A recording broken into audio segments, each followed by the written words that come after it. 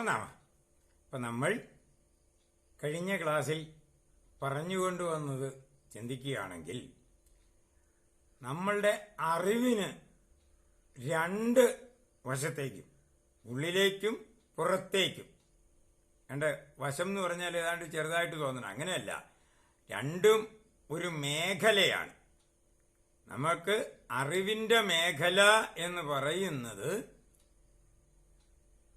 രണ്ട് ഓപ്പോസിറ്റ് സ്ഥലങ്ങളിലേക്ക് ഉള്ള അറിവുകളും ഇല്ലാതെ വരുന്നു. എന്നിട്ട് നമ്മൾ ഉള്ളതിന് ഒരു പരിമിതമായ വൃത്തത്തിലാണ്. എല്ലാം വൃത്തമാണ്, പ്രകൃതിയുടെ വൃത്തമല്ല, ഗോളം എന്ന് പറയാം.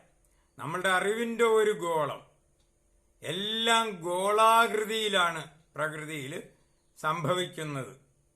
അപ്പോൾ ആ രീതിയിൽ നോക്കുമ്പോൾ നമുക്ക് ഉള്ളിലേക്കെന്നും പുറത്തേക്കെന്നും പറയേണ്ടി വരും. എന്നുവെച്ചാൽ നമ്മൾ എന്നൊരു പരാമർശം ഉണ്ടായാൽ തന്നെ ആ പരാമർശിതമായിട്ടുള്ള അവസ്ഥയെ ചുറ്റി മാത്രമേ നമുക്ക് ഒരു അവസ്ഥ സംജാതമാകുകയുള്ളൂ. അതുകൊണ്ട് ഉള്ളിലേക്ക് എന്ന് പറയേണ്ടി വരും. അങ്ങനെയാണ് നമ്മളുടെ കാര്യം. അപ്പോൾ നമുക്ക് ഉള്ളിലേക്കായാലും പുറത്തേക്കായാലും നമ്മളുടെ അറിവിന്റെ ഒരു പരിധി, ഒരു ഗോളാകൃതിയിൽ നിൽക്കുന്ന ഒരു പരിധി, അതിന്റെ ഉള്ളിലേക്കുള്ള പരിധി എന്ന് പറഞ്ഞു കഴിഞ്ഞാൽ ശൂന്യം എന്ന് നമ്മൾ മനസ്സിലാക്കും. അറിവില്ല എന്ന് പറഞ്ഞാൽ ആ ശൂന്യം എന്ന് പറയുന്നത് നമ്മളെ സംബന്ധിച്ച് നമ്മുടെ ഉള്ളിലേക്കുള്ള പരിധി എവിടെ തുടങ്ങുന്നുവോ അവിടെയാണ് നമ്മൾ ശൂന്യം എന്ന് മനസ്സിലാക്കുന്നതെന്നേ ഉള്ളൂ. അത് ശൂന്യം എന്നൊരു അവസ്ഥ ഇല്ല. ശൂന്യം എന്ന് പറയുന്നത് നമ്മളുടെ ആ ഇന്ദ്രിയ ഗോചരത്വത്തിലേക്ക് എത്തുന്നില്ല എന്നേ അർത്ഥമുള്ളൂ. ഇന്ദ്രിയ ഗോചരത്വത്തിലേക്ക് എത്തുന്നതിനെ നമ്മൾ ഭൂതം ആകുക എന്ന് പറയും. ആവിർഭവിക്കുക, ഉണ്ടാകുക, ശരിയാകുക എന്നൊക്കെ പറയും. അത് മെറ്റീരിയൽ ആയിട്ടുള്ള അവസ്ഥയാണെങ്കിൽ നമ്മൾ അതിനെ ഉണ്ടാകുക എന്ന് പറയും. ഇമ്മറ്റീരിയൽ ആയിട്ടുള്ള അവസ്ഥയാണെങ്കിൽ നമുക്ക് അനുഭവം എന്ന് പറയും. അല്ലാണ്ട് ദുഃഖം, സുഖം എന്നൊക്കെ ഉള്ളത് ഇന്ദ്രിയ ഗോചരത്വം ഇല്ലെങ്കിലും അത് ഉണ്ടോ ഇല്ലയോ എന്ന് നമുക്ക് മനസ്സിലാകും. അപ്പോൾ അതുമൊക്കെ എന്താണ്? അത് നമ്മളുടെ അനുഭവം, നമ്മളുടെ ചിന്താതലത്തിലും ഒക്കെയാണ്, മാനസിക തലത്തിൽ എന്ന് പറയാം. അപ്പം മാനസികമായിട്ട് എന്ന് പറഞ്ഞാൽ ഇമ്മറ്റീരിയൽ ആയിട്ടുള്ളതിന് പോലും എന്താണ് ഉണ്ട് എന്നൊരവസ്ഥയുണ്ട്. അത് ബോധതലത്തിൽ. അപ്പൊ ബോധവും എന്താണ്? അതും വാസ്തവത്തിൽ ഒരു ഗോളാകൃതിയാണ്. എന്താണ്? ഉണ്ട് എന്ന് പറയുന്നതിന് നിലനിൽക്കാൻ, സ്വതന്ത്രമായിട്ട് നിലനിൽക്കാൻ കഴിയുന്നത് ഗോളാകൃതിയിലാണ്. ഗോളാകൃതിയിലാണ് സ്വതന്ത്രമായിട്ടുള്ള അവസ്ഥയ്ക്ക് നിലനിൽക്കാൻ കഴിയുന്നത്. നമ്മളിപ്പോൾ ഇവിടെ ഒരു ടേബിൾ അല്ലെങ്കിൽ ഒരു കസേര, അതിനൊക്കെ ഗോളാകൃതി അല്ലല്ലോ. അതിന് നമ്മൾ ഉണ്ടാക്കുന്ന ആ ഷേപ്പുകളല്ലേ നമ്മളുടെ ഇവിടെ കാണുന്നതെല്ലാം നമ്മൾ ഉണ്ടാക്കുന്നതോ അല്ലെങ്കിൽ വേറെ ഏതെങ്കിലും വിധത്തിൽ ഉള്ള ഷേപ്പുകളല്ലേ നമ്മൾ, അതിനെയല്ലേ നാമരൂപങ്ങളായിട്ട് അനന്ത സൃഷ്ടികളായിട്ട് നിൽക്കുന്നതെല്ലാം വ്യത്യസ്തങ്ങളായിട്ടുള്ള രൂപം, ഒന്നും ഗോളാകൃതി അല്ലല്ലോ എന്ന് നമുക്ക് തോന്നും.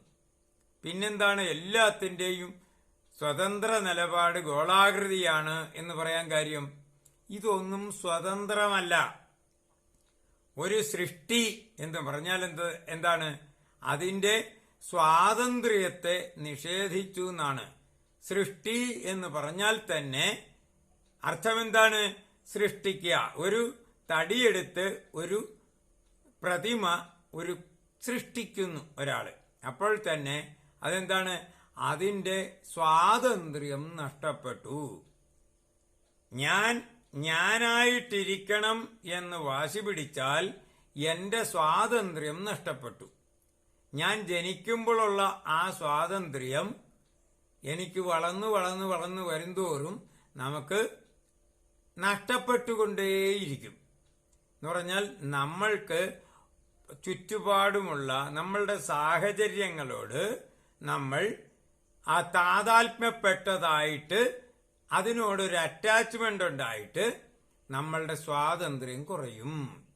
അപ്പോൾ ഒരു സൃഷ്ടി ഉണ്ടാകുമ്പോൾ തന്നെ പ്രാകൃതമായിട്ട് തന്നെ അതിന്റെ സ്വാതന്ത്ര്യം കുറയും.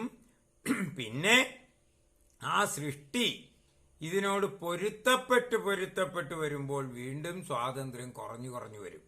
എന്നാൽ എല്ലാം എന്താണ്? ഈ ചുറ്റുപാടിനോട് ആസക്തി ഉണ്ടായി ഈ സ്വാതന്ത്ര്യം കുറയ്ക്കുന്ന കാര്യത്തിലാണ് നമ്മൾ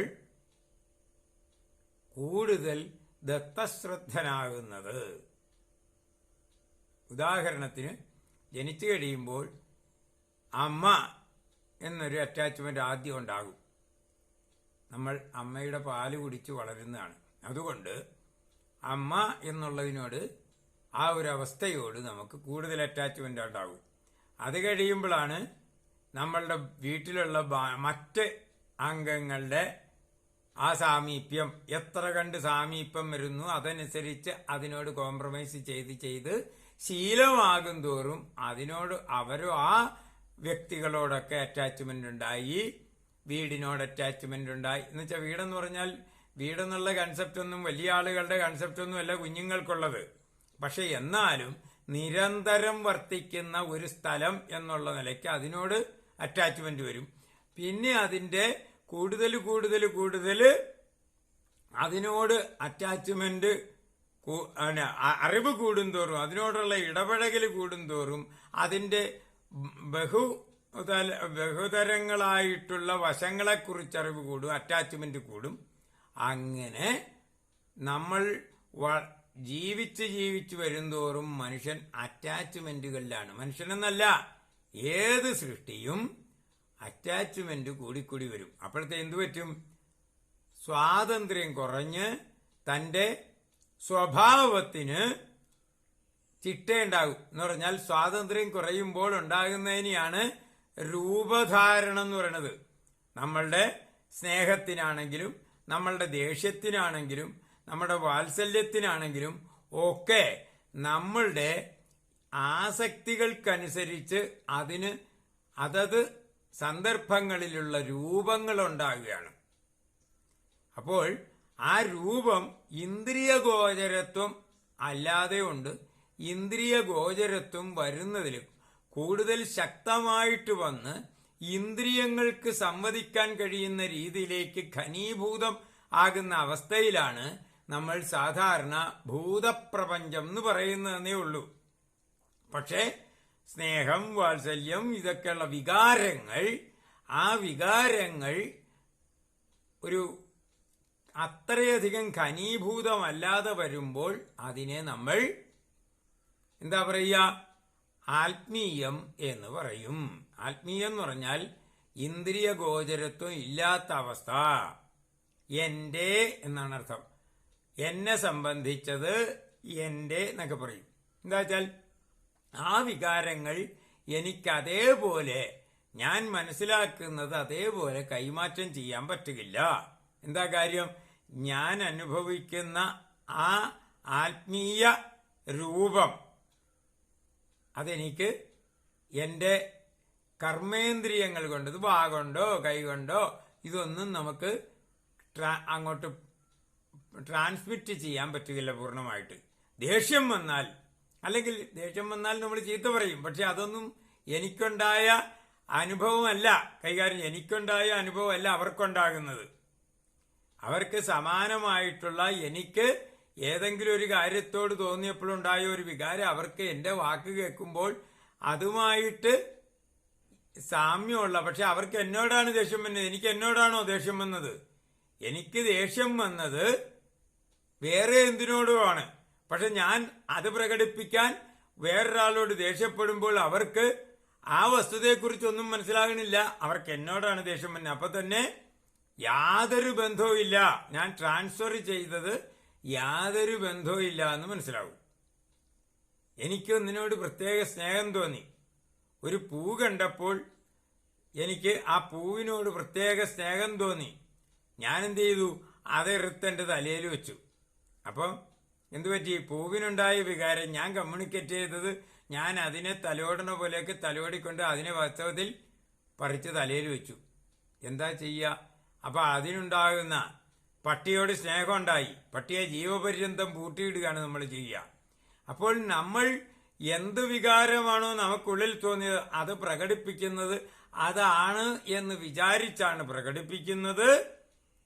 പക്ഷേ അതിന്റെ നേരെ ഓപ്പോസിറ്റാണ്. പട്ടിയെ വളർത്തുക, അതിന് ഭയങ്കരമായിട്ട് സ്നേഹിച്ച് പട്ടി ചത്താൽ നമ്മൾ കരയുകയൊക്കെ ചെയ്യും. പക്ഷെ അവനോട് ഭയങ്കര സ്നേഹമാണെന്ന് പറയുമ്പോൾ അവനെ നമ്മൾ ഒരു കുറ്റവും ചെയ്യാതെ ആജീവനാന്തം കൂട്ടിലിട്ട് അടയ്ക്കുകയോ ചങ്ങലയിലിട്ട് പൂട്ടുകയോ ആണ് ചെയ്യുന്നത്.